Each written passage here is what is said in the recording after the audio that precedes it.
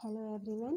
In this video we read about structure of the atmosphere means वायुमंडल की संरचना या उसके स्तर के बारे में हम इस वीडियो में पढ़ेंगे. So first I explain you meaning of atmosphere.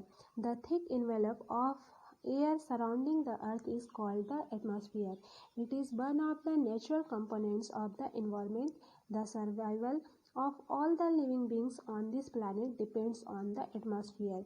जो एटमॉस्फेयर या वायुमंडल है एक हवा का थिक इन्वेलप की तरह है जो कि अर्थ को चारों ओर से घेरे हुए है.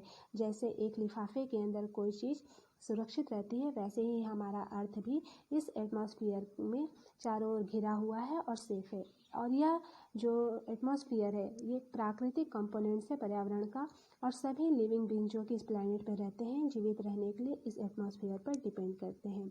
Next, structure of the atmosphere. The Earth's atmosphere is divided into 5 layers starting from the Earth's surface. These are first layer troposphere, second stratosphere, third mesosphere, fourth thermosphere and fifth exosphere. So let's discuss each of them in detail. First, troposphere. It is the most important layer of the atmosphere. The air we breathe exists here. It has the following features. Its average height is 13 km and almost all the weather phenomena occur in this layer. The weather phenomena include rainfall, fog, hailstorm, etc. Troposphere means क्षोभ मंडल. ये जो क्षोभ मंडल है यह वायुमंडल की सबसे important layer है और हम इस वायुमंडल में रहते हैं और सांस लेते हैं.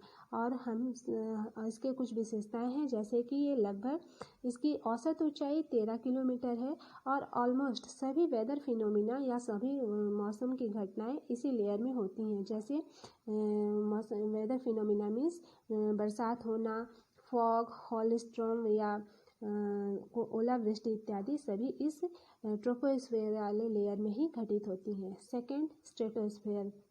This is the just above the troposphere and has the following features.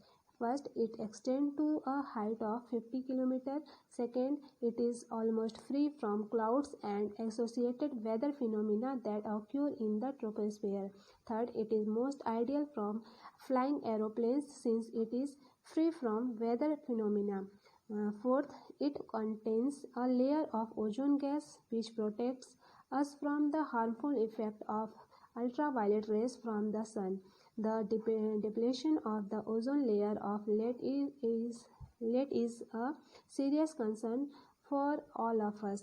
जो स्ट्रेटोस्फेयर या समताप मंडल है यह क्षोभ मंडल के ठीक ऊपर है और इसकी कुछ विशेषताएं हैं. यह लगभग 50 किलोमीटर की ऊंचाई तक फैला हुआ है और इस लेयर में बादलों से संबंधित मौसम की घटनाएं से यह मुक्त है. मतलब कोई भी घटनाएं यहाँ नहीं होती जो कि क्षोभ मंडल में होती हैं और इसी कारण यह एरोप्लेन वगैरह की उड़ान के लिए सबसे आदर्श है. और इसमें ओजोन गैस की एक परत होती है जो कि सूर्य की पराबैंगनी किरणों के हानिकारक प्रभाव से हमें बचाती है. और ओजोन परत का ह्रास जो हो रहा है हम सभी के लिए एक गंभीर चिंता का विषय है क्योंकि स्ट्रेटोस्फेयर में यह परत भी होती है जो कि एक बहुत ही इम्पॉर्टेंट लेयर है.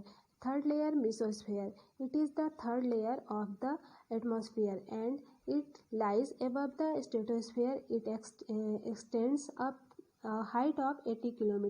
The burning of meteorites on entering from space occurs in this layer. Mesosphere यह वायुमंडल की तीसरी परत है और यह समताप मंडल के ठीक ऊपर है और यह 80 किलोमीटर की ऊंचाई तक फैला हुआ है. और अंतरिक्ष में प्रवेश करने वाली सभी उल्कापिंड जो मेटेरॉइड्स हैं उनका जलना वो इस परत में होती हैं. मतलब जो भी उल्कापिंड वायुमंडल से आती हैं पृथ्वी की ओर इस परत में आते ही वो सभी जल जाती हैं, पृथ्वी तक नहीं पहुंच पाती जिससे उन उल्कापिंड का कोई भी हानिकारक प्रभाव हमारी पृथ्वी तक नहीं हो पाता. वो यहाँ तक पहुँचने से पहले ही जलकर नष्ट हो जाती हैं. सो नेक्स्ट लेयर है मेसोस्फीयर के बाद thermosphere. It is the fourth layer and the layer above the mesosphere. In this layer temperature rise very rapidly with increase in height. Ionosphere is the part of this layer.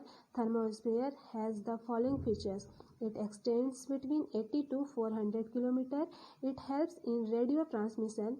This layer is responsible for reflecting back of the radio waves that are transmitted from the earth. Thermosphere जो है ये चौथी परत है और mesosphere के ऊपर की परत है और इस परत में ऊंचाई में वृद्धि के साथ साथ तापमान बहुत तेज़ी से बढ़ता है और आयनोस्फीयर इस परत का एक महत्वपूर्ण हिस्सा है. और थर्मोस्फीयर की कुछ विशेषताएं हैं. इसकी जो विस्तार है वो 80 से 400 किलोमीटर के बीच है और यह रेडियो के प्रसारण में मदद करता है और यह रेडियो तरंगों को वापस प्रतिबिंबित करने के लिए भी जिम्मेदार माना जाता है. साथ ही रेडियो से संबंधित जो भी हमको प्रसारण मिलते हैं वो सभी यहाँ पे सेट हैं थर्मोस्फीयर में. और यह इसमें एक और बहुत ही महत्वपूर्ण लेयर पाई जाता है आयनोस्फीयर, जो कि इस परत का एक महत्वपूर्ण हिस्सा है. और यह जो है चौथा लेयर है मेसोस्फीयर के जस्ट ऊपर है. एक्सोस्फीयर लास्ट लेयर है, पांचवा लेयर है. It is the upper most layer of the atmosphere. It has very thin air. Light gases like helium and hydrogen float into the space from here. Exosphere या वायुमंडल की सबसे ऊपरी परत है और इसमें बहुत पतली हवा होती है. हीलियम और हाइड्रोजन जैसी हल्की गैसें यहाँ से अंतरिक्ष में तैरती हैं.